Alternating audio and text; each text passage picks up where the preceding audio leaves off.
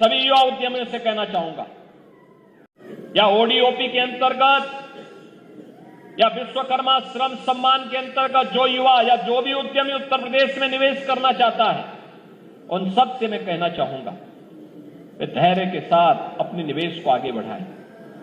सरकार का single window system उनकी मदद करेगा, निवेश सारथी उनकी मदद करेगा। अगर कहीं पर कोई बेईमानी करता है, आप उसकी एक कंप्लेंट केवल मुझे कर दीजिए।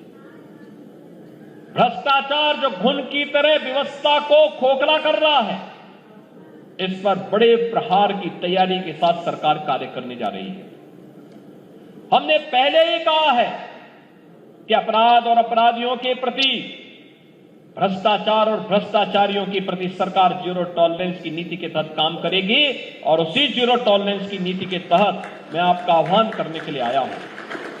अगर कोई आपसे कहता है कि लोन दिलाने के नाम पे हम आप पैसा दीजिए, हम पैसा दिलाएंगे, कतई विश्वास मत करिए। सरकार के पोर्टल पर जाइए।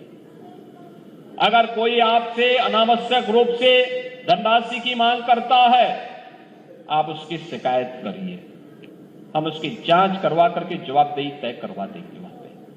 और याद रखना, जो गलत तरीके से आपसे पैसे की डिमांड करेगा, याद रखना, मुझे लगता है कि वह व्यक्ति अंतिम उस परिवार की सर्विस होगी, उसके बाद फिर कभी कोई सरकारी सेवा में आने वाला नहीं है। फिर उसके बाद कभी उसको अवसर नहीं मिलने वाला।